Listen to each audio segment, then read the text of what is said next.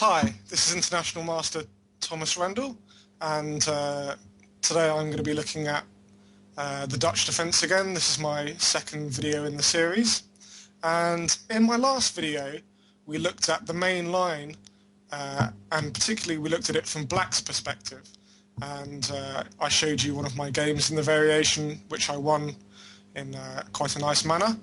But in this second video, what we're going to do is have a look at it from White's point of view. And in fact, we're going to see a game where I was playing Black and I end up getting crushed in a terrible positional game. So pawn to d4, pawn to f5, so we've got the Dutch defence here. And one of the big problems for Dutch players is the sheer number of sidelines that he has to be worried about here. For example, players that play the Trompowsky, that is 2 bishop g5 against knight f6, often like to play bishop g5 here anyway, and this move's very, very dangerous here. Obviously pinning the pawn on e7 to the queen on d8, that's very dangerous. Aggressive sacrificial players like to play moves like pawn to e4, for example, the Staunton gambit, and after pawn takes e4, they like to follow up with either knight to c3 or f3 here. Again, Black probably is doing okay in these variations, but it's very, very tricky, and Black really needs to know what he's doing. Then there was the slightly more crazy moves here, like pawn to g4 immediately, or the only slightly calmer pawn to h3, looking to follow up with g4 in the next move. And all of these variations I think are okay for Black, but the problem is that he has to know all of them. But the particular sideline that I'm going to recommend for White players against the Dutch is knight c3. And this works particularly well against players that are trying to play the Leningrad variation, as Black really doesn't have the option to get his preferred setup of g6 and bishop g7 here. And the reason for this is that by playing knight c3, White immediately aims to strike in the centre with pawn to e4.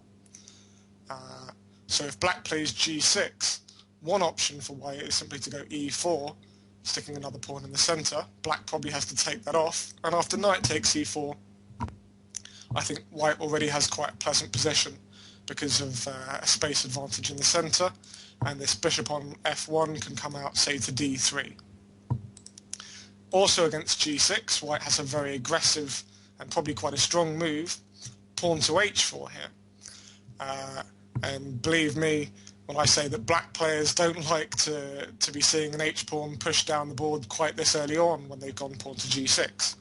The idea here is a very direct one. For example, if Black plays knight f6, White plays h5 anyway.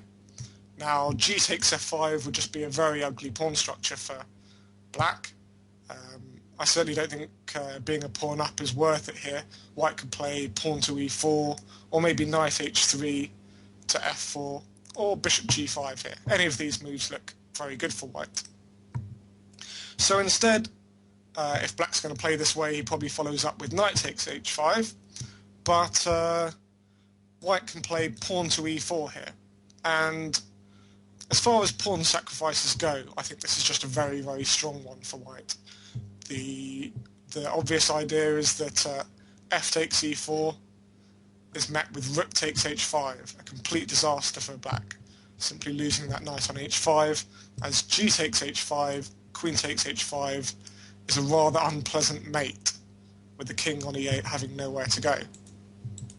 So after e4, Black would have to retreat the knight, let's say back to g7, but considering White's only sacrificed a pawn here, his position is huge. The rook on h1 is attacking down to h7, and White can follow up with a move like bishop d3 here, and I would say White is already clearly better. So 2 knight c3 stops Black from having the option of getting this Leningrad setup, and I would say Black has 2 main responses against this move. One of which is to go knight f6, which we're going to examine in the game, and the alternative is pawn to d5. Now the reason that both of these moves are the main moves are that they're aiming to stop White from playing pawn to e4 on the next move. If black plays any other move, such as g6 or e6 here, or d6 for example, white plays pawn to e4 and sticks another pawn in the centre and is doing quite well. And the problem for black is here that if he plays a move like knight f6, then white has a choice between taking on f5 and pushing onto e5, further pushing the knight on f6 around. And if black takes it off, white takes back, knight takes e4. And here we see a real problem in the Dutch defence. When you move this pawn from f7 to f5, obviously you leave behind lots of weaknesses on the light squares. And white follows up with ideas like bishop d3 and knight e4 to g5, and gets some very strong threats on, say, h7, g6 and e6 here. So I think white's very comfortable in this position. So like I said, for this reason the two main moves here are knight f6 and d5. Okay, so let's have a look at pawn to d5. The big disadvantage for black is it gives away this e5 square. And now I think white's best continuation is to continue with bishop to f4 here. Okay, and black has many different move orders that he can play in this position, but white's plan remains the same. So let's have a look at pawn to c6, a very solid move looking after the centre. White plays pawn to e3 and following up with knight f3 on the next go. For example, knight f6, knight f3, let's say black decides to go g6 and fianchetto on the king side. We see the setup, bishop d3, bishop g7, both sides castle. And then the key move of the variation when black plays 2d5 is that this knight on c3 is now misplaced. It's done its job, forcing black to play pawn from d7 to d5, but now it's merely blocking the pawn on c2 from pushing to c4. So it retreats back to e2, whereupon white plays c4 on the next go. And again, I think white's slightly better here. It's probably like a good version of playing white against the Stonewall Dutch. The knight on f3 has the strong outpost e5, and white can follow up with, say, c4, rook c1, and knight back to c3, with a very comfortable position. As a black player, I've always felt very uncomfortable about playing these positions, and so when faced with this variation to knight c3, I've always responded knight to f6. Now, against knight f6, bishop f4 wouldn't be quite as strong a move, because here black isn't forced to stick the pawn on d5, and instead can continue with something like pawn to d6, and again continue with g6 and bishop g7 later, and he's back into a more usual Leningrad setup. So against 2 knight f6, I believe white's strongest move by a long way here is bishop to g5. Again, the idea is you're simply threatening to take on f6 here. If black plays pawn to g6, you have a number of ways of playing. One is to just take on f6, and then in this position I think e3 gives white some advantage. It's a very, very similar position to the main line we're about to look at. But also white has pawn to h4 in this position. Very, very dangerous move, threatening to go h5, and again utilising this rook on the h file. So I wouldn't recommend 3g6 at all for black here. Another very sensible move for black is pawn to e6 here, but again this allows white to play e4 and get this central break in, f takes e4, knight takes e4. And okay, let's just have a look at this position for a couple more moves. Bishop e7, let's say white takes on f6 with the bishop, bishop takes f6, bishop takes f6, knight f3. Okay, black has the two bishops here, but is slightly behind in development. And again, I quite fancy white's chances here. For example, castles kingside, bishop d3. White can get a very powerful attack here. perhaps one really aggressive way of playing would be to go queen e2 followed by castling queenside. With the king safely on the queen side, white can carry on with the attack, something like h4 and a knight to g5, attacking down to h7. And I think white's doing very well in these positions. Okay, so for this reason, after 3 bishop g5, by far black's most popular response is to go d5 here. So again, sticking this pawn in the center of the board, controlling e4, stopping white from playing e4 at any moment. And I think this is slightly preferable compared to the bishop f4 variations for black, because the bishop's slightly misplaced on g5 unless it takes the knight off on f6. So in fact, this is what I'm going to recommend white does. Bishop takes f6. Black recaptures e takes f6. If g takes f6 instead, then something like e4 is very strong again for white.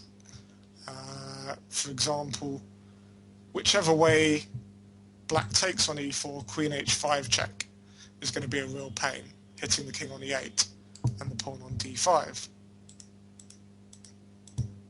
Okay, so after bishop takes f6, e takes f6, e3. Okay, and here we get one of the main starting positions for the 2 knight c3 variation against the Dutch. Black has the bishop pair, and a very, very solid position with these pawns on f5 and d5.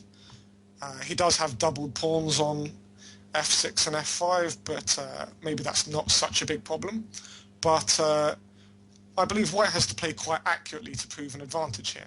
However, if white knows what he's doing, or what they're doing, I believe that there should be some advantage. Okay, black's most flexible move here is to go bishop e6. There are other options like knight c6 or pawn to c6, but white's plan is basically the same. So bishop e6, and here I think white has this very accurate move, queen to f3. Now, often we're told in the opening, well, don't bring the queen out too early, and the main reason for that is obviously the queen's the most powerful piece, and it's liable to get attacked by your opponent's pieces and continually have to move around on the board. But here the queen on f3 is very safe and securely placed. Black has no real way to attack it, and it's doing a very useful job. It's hitting both pawns on f5 and d5. It also gives white the option to castle queenside if they wish, and it delays the decision for what to do with this knight on g1 and bishop on f1. I can tell you here that white's main plan is to go at some point knight to e2 and then f4, where it hits the pawn on d5. Now, to understand why black plays knight to c6 in this position as the main move, you have to understand what black is trying to do. And because we've got a very, very blocked position, the main ideas in this position are very slow manoeuvring. And I'll illustrate black's plan here by showing an inaccurate move against knight c6.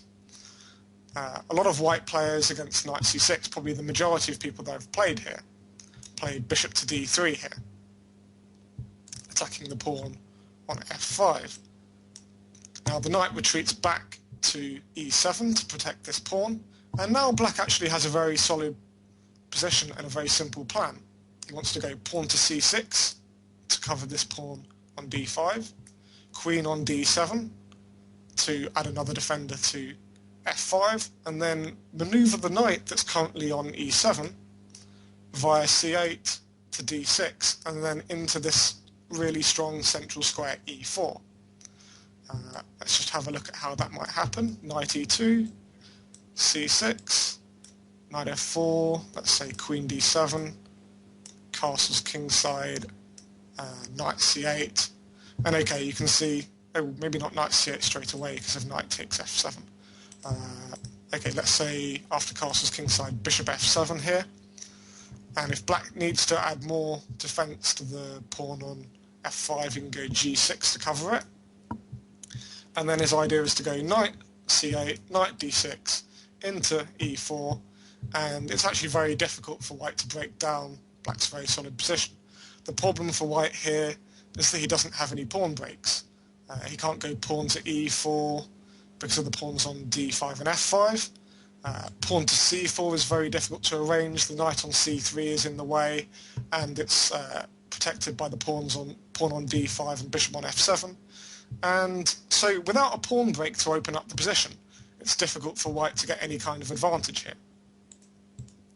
Okay, let's go back to the position after 6 queen f3.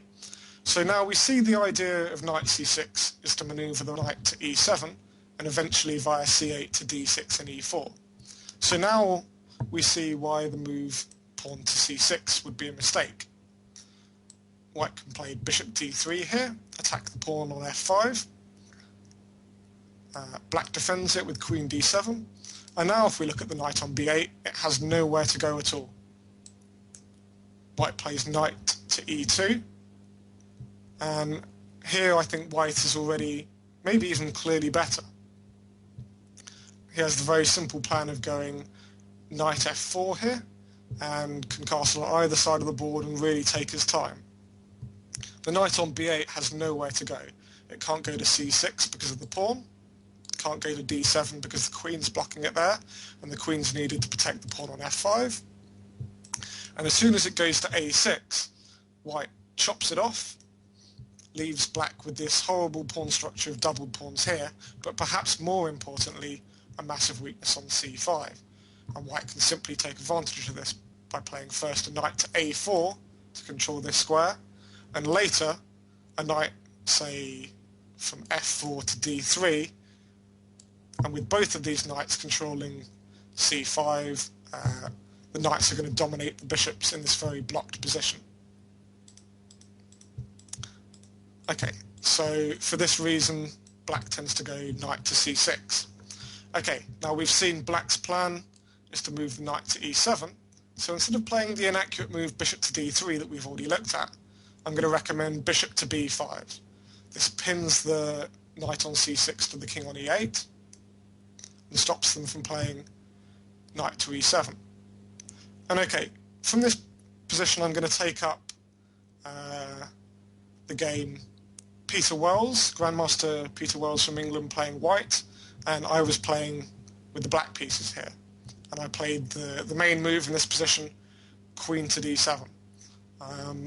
I think the main alternative to this is to go queen d6, and white should continue with a very similar idea of knight e2 to f4 here. Okay, so in the game I played queen to d7, white plays knight g e2, planning to go knight f4 to hit the pawn on d5. I played a6 against this to hit the bishop on b5. Obviously white doesn't want to take off on c6, as after queen takes c6 black doesn't have any real problems here and can simply castle queenside after knight f4 to cover this pawn on d5. Black is very, very solid here and white has no edge. However, after a6, Wells simply retreated the bishop back to a4. And the only way that black can ever break this pin of the knight on c6 is by playing pawn to b5 at some moment. I think white is just simply better here. Maybe black's best chance is to go castles queenside here, but after knight f4 I think white is just better and can choose between a couple of different plans.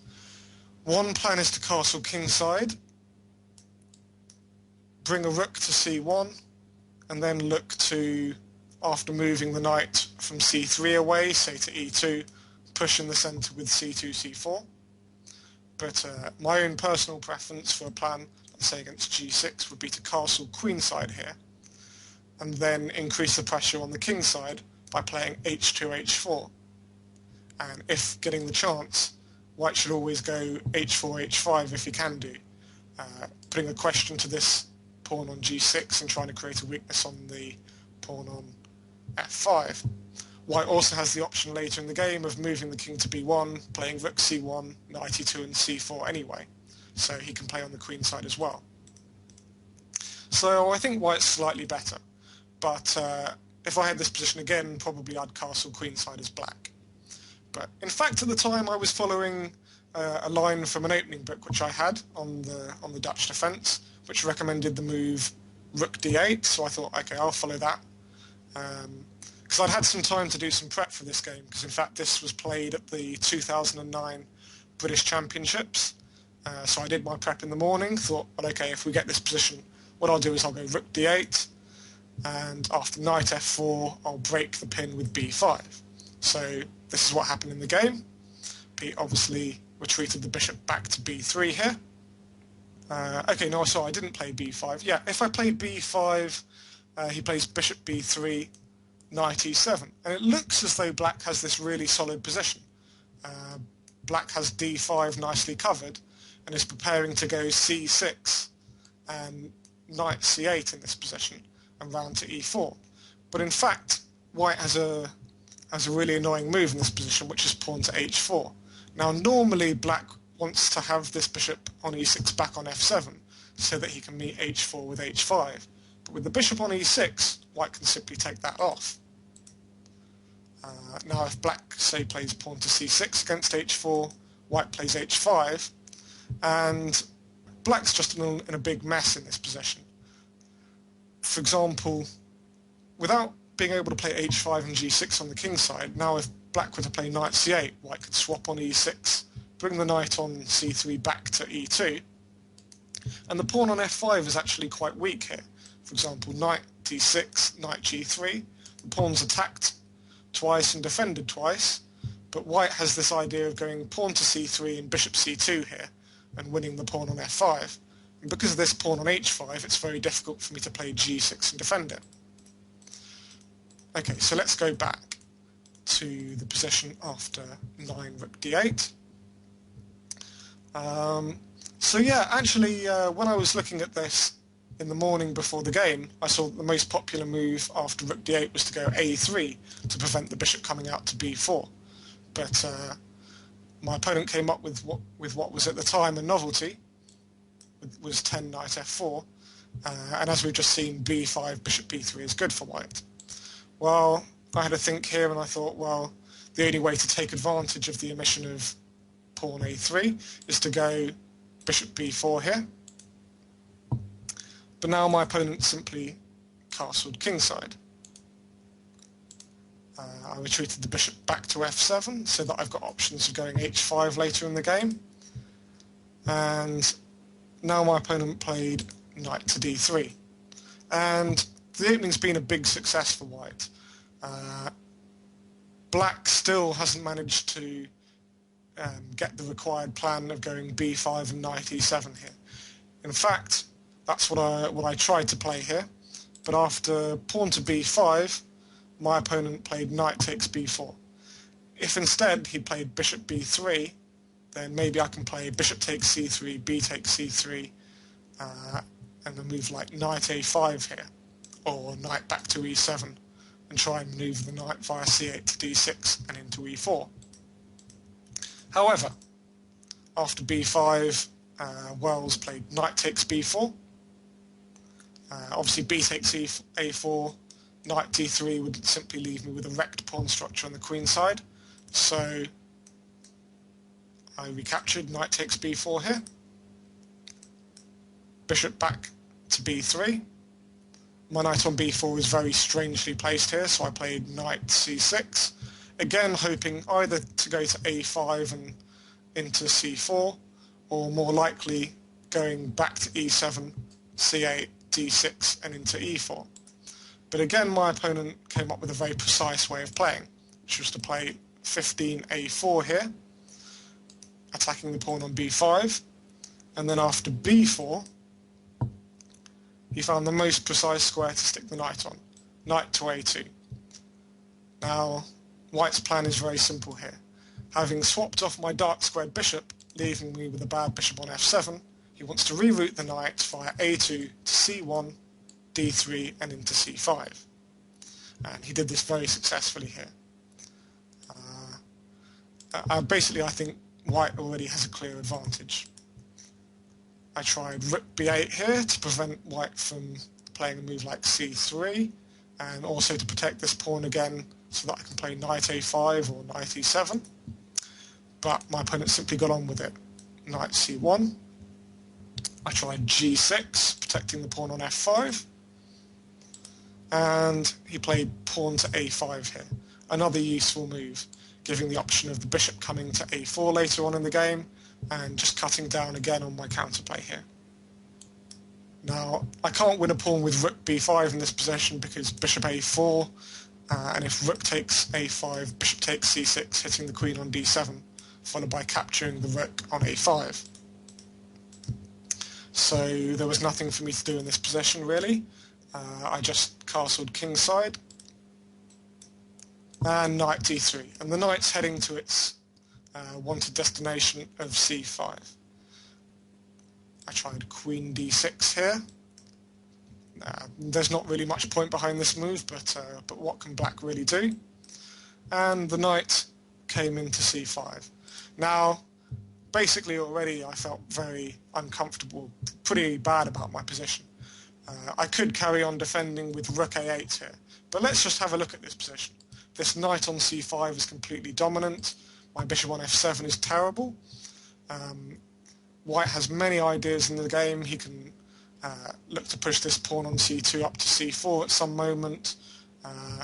It's not even clear if he just goes queen to e2 how I'm going to defend this pawn on a6 in the long term.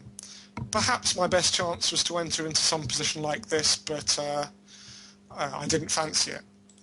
Instead, I tried to create some complications by playing rook to b5 here. The main thing I'm hoping for is that he simply takes the pawn off on a6, and then I can release some of the pressure by taking on d4, hitting the queen on f3, and after takes, I take back on a6, and I'm going to take the pawn off on a5 on the next game. However, my grandmaster opponent was far too clever to fall for a trick like this, and after rook b5 he simply played bishop to a4 here, which I'd seen, and now he meets rook takes a5 with knight b7, forking my queen on d6 and rook on a5. So here I thought my best practical chance was to give up the exchange. Rook takes c5, d takes c5, queen takes c5. So here black has a knight and a pawn in exchange for a rook, but because of these weaknesses, double pawns here, bad bishop on f7, the win is actually not too difficult for white here. Basically this is as far as it goes as far as the opening is concerned, but I'll just show you quickly how the game finished off. White decided to simply take my knight off on c6, takes on c6, queen takes c6, and then queen f4 here, bringing the queen to a dark square, maybe looking to move into the centre later on. I tried rook b8 to cover the pawn on b4. He played rook fc1. I played rook b5, and he played pawn to c3 here, looking to open up the c file with c takes b4 and bring the rook down to c7. So I kept the position closed, probably a good idea when you're the exchange down to keep the position as closed as possible if you're trying to hold it. So I tried b3, but I'm just sitting around really with not a lot to do.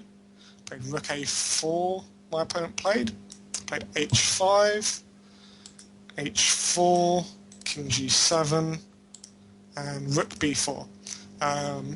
One important thing to remember if you're playing the exchange up is it's normally advantageous if you have two rooks against a rook and a piece. If you can swap off one pair of rooks, then the advantage of having a rook for a minor piece becomes much clearer, because obviously your rook can do things that their minor piece can't do. For example, if the rooks come off, he can bring his other rook round to b4 and invade my position, and it's going to be all over very quickly. So I tried rook takes a5 here. He played rook takes b3. rook c5, rook d1, and basically this position is completely lost. He's bringing the rook into the back rank and it's all over. I tried offering the exchange of rooks despite the advice I've just given. Probably not a very good move. Right, swap that off. Rook takes b5, a takes b5, rook a1, and it's all over here. The rook's coming into a7 and taking the pawn on c7 off. I think I was in some time trouble here. I tried queen c4. He simply swapped queens on c4, takes, d takes c4, rook a7. And I'm dropping the pawn on c7. I'm still the exchange down. It's a horrible ending, and white's going to win very easily here, so I just resigned. So yeah, I think this 2 knight c3 variation is particularly good for anyone with a very good positional feel, and against Leningrad players it prevents them getting their ideal setup. And I've been playing the Dutch for a number of years, and I still lose horrible games like this against 2 knight c3. So I would recommend it to any d4 players that don't already have a line against the Dutch defence. Okay, I hope you enjoyed the video, and I'll see you again soon. Thanks.